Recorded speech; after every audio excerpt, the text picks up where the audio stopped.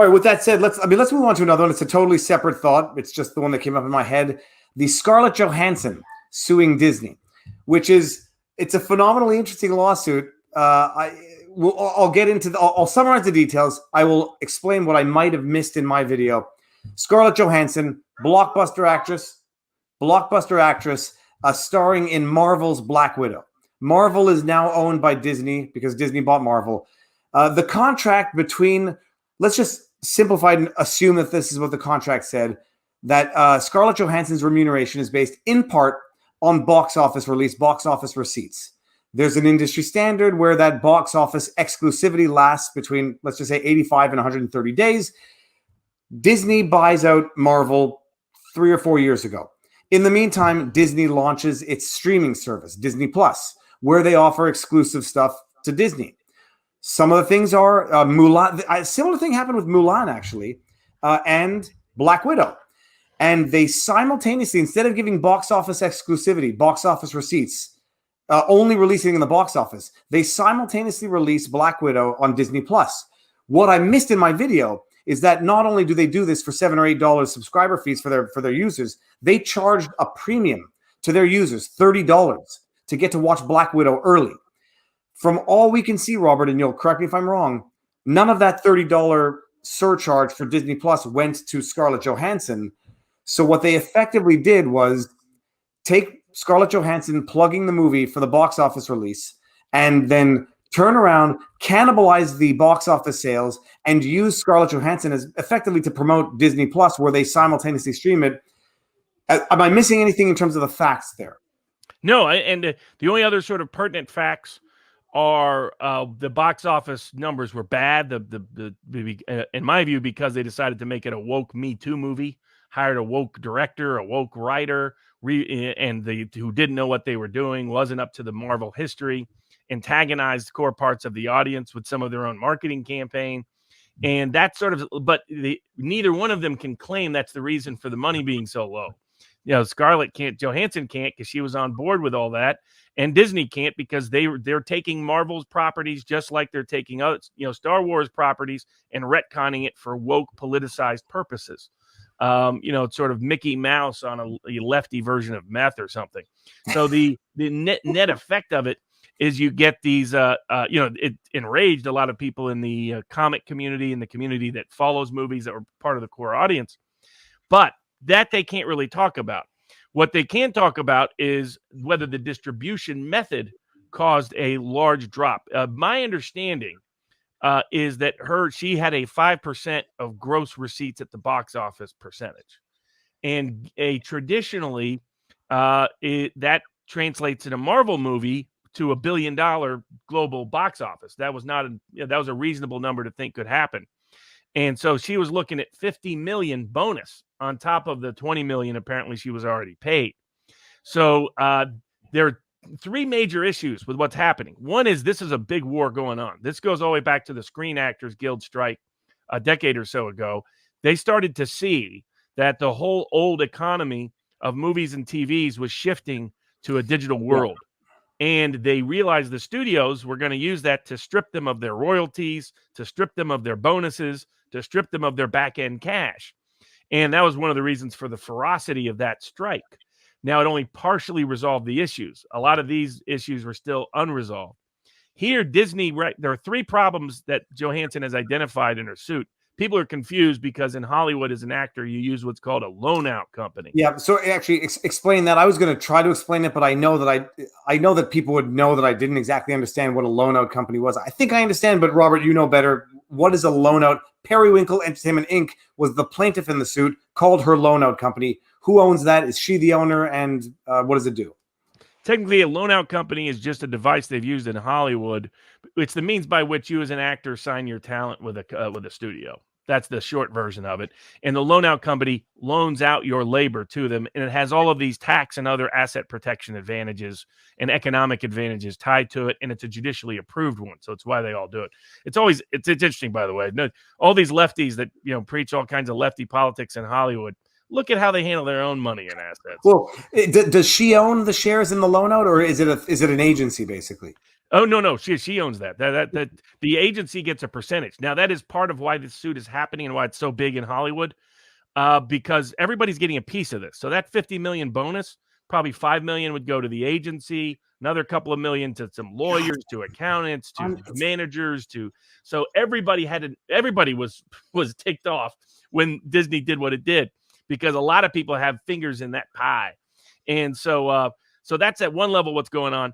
The second level, what's going on, the one is just the big backdrop of digital restructures, the financial economics of Hollywood, and the studios are trying to do it and the big companies to screw over their labor providers, the people who you're actually interested in watching, because it's not like you're there to watch Mickey Mouse, the company.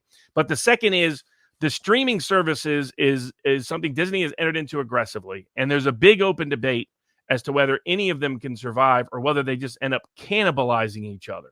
So the Netflix was highly successful. They were the first big entry, but otherwise Netflix was highly successful because they were the only game in town.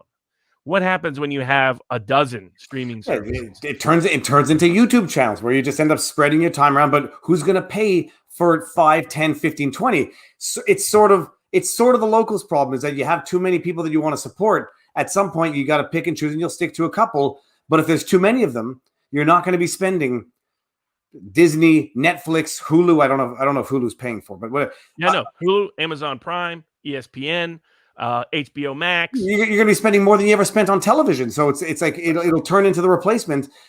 Yeah, but so fair point. They're going to cannibalize each other and kill off each other to the point where I don't know how they make money. Right now is the critical time period, because they've all launched within the last year or two in terms of real aggressivity. So Disney was and here's the third aspect to all of this, is that Disney CEOs make all their money based on stock price. And this is a broader problem in the American economy, that we've divorced corporate executives from, long-term profitability, good treatment of workers, making good, safe products. That's not your motivation if you're a CEO. It's what's my stock value next quarter. And in particular here, they probably had reason to know that this film, all of their other Star Wars films and other woke films have underperformed. So they should have known that this woke film was going to underperform. But the question, and that's part of their argument, is they agreed to a wide theatrical release. And the point of that was, part of their argument is there's two other reasons not to put it on the streaming service. One is cannibalizing the box office, just the people who buy it on the streaming service. The second is the ability to pirate the film once it's digitally released like that, which is much easier to do and is much more popular for pirated communities than is somebody filming it off of the big screen. And then the third aspect is they're trying to build up the timing to do this in the middle of a pandemic when they didn't have, or at least the latter stages of it, when they didn't have approval from China. So her point is, if you had waited to release this to a different, put it this way, it's that their view is, Johansson's view is, Disney would have waited to release this but for their desire to boost Disney Plus, which was key to their temporary stock value. And so that's why, and even though it meant a bunch of stuff was going to be pirated, even though it meant it was going to have less theatrical interest than if they just delayed it another year, even if it meant they waited until they got China approval to release the film there, even if it was worth it to them because they were going to get to line their pockets, and they got an added bonus. They don't have to pay Scarlett Johansson. Every penny of that streaming money comes to their pockets. None of it goes to the box offices. None of it goes to ScarJo.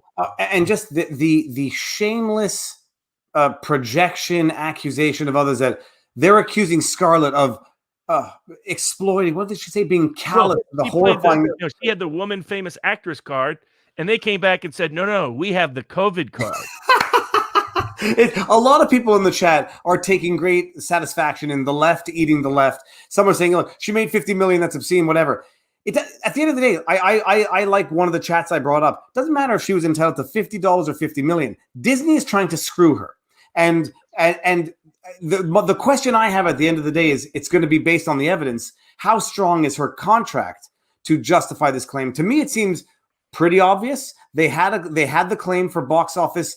It didn't say exclusivity, but it said theatrical release. We all understood what that meant. There were some emails clarifying it back and forth. At the end of the day, was it a ironclad 5-page document all in one? No, there was confirmation emails back and forth. I think the evidence is pretty clear, Robert. Is the evidence pretty clear in your mind?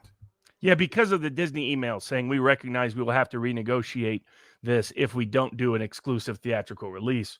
And then the bigger problem for Disney, because the other thing she's pointing out is it's not just how much money they made on the $30 premium fee, it's how many subscribers did they get because of this? How many subscribers did they keep because of this? And how much are they even being competitive in the streaming services? And what Disney was looking at is we need to get to a certain point before Hulu and HBO Max and Netflix and we're catching up to Netflix and everybody else gets to. Otherwise, we may lose that. We have to win this war within the next year or two, or maybe Disney streaming is a failure. And so that's why they were willing to take this gamble. But there's no doubt they knew what they were doing. They wouldn't even have conversations with her building up to the release. She kept her contractual obligations to promote the film, so that she put herself in the best position. But again, the film being bad is her own fault, though. Well, I haven't seen it. I haven't read Nerdrotic or Doomcock's review. I haven't seen Nerdrotic or Doomcock's review. I can only imagine because everything's going the same way these days. But Critical Thinker has a really good review, as does Geeks and Gamers and The Quartering. All of them are just and Baby versus Heel Face or I never get that right, but he's a funny guy. He had a review on it too. But it was getting low popular reviews amongst the public in terms of the consumer side of the equation. That's like the lingering background is that because of wokeism, Hollywood is losing money. And so the studios are trying to steal from every place they can to cover up for that and to prop up their stock value. When the real reality is if they just weren't being woke filmmakers, everybody would be happy and sharing in the cash. But because they're typical woke thieves, when the money gets tight, they're going to steal from each other. And that's what. But I think Johansson's claim, and the bigger problem for Disney, aside from the PR disaster this is they've done this to several films, and apparently a bunch of big actors and actresses who had the same theatrical release language in their contract, because it's been pretty standard for any substantial actor for the last 30 years to include the back end profits. But they had so many creative accounting ways to steal from actors. I mean, I dealt with this from Wes and Blade in some other contexts. They are creative at hiding money and pretending. Hollywood once pretended that Forrest Gump lost money just to screw over some people. So that they've always been this way. They're the biggest thieves in the room, and they're the biggest wokester promoters, and they just don't want to pay the economic price for their wokester promotism when these films fail. Instead, they want to steal from the actors and the actual talent. And I think he should win, and I think it's going to unleash a bunch more suits coming down the pipeline. Yes, someone said it's going to settle out of court. It might very well, but this type of secret is not going to remain too secret in Hollywood for very long.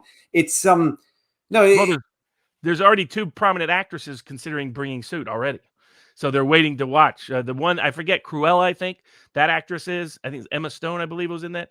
It may also be the case for that new Jungle Cruise, whatever. There may be similar issues there because HBO Max had this same problem because of their tie into Warner Brothers and Universal, and they just paid everybody off.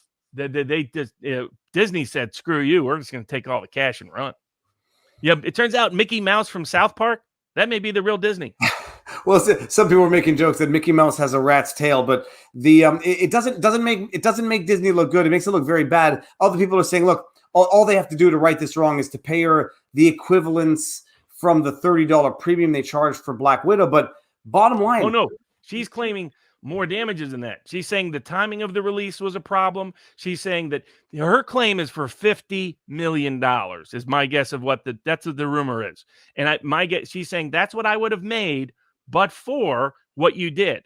And even their own reporting said $60 million is what they made on premium. So she's saying, give me all of that, and then maybe I'll go home.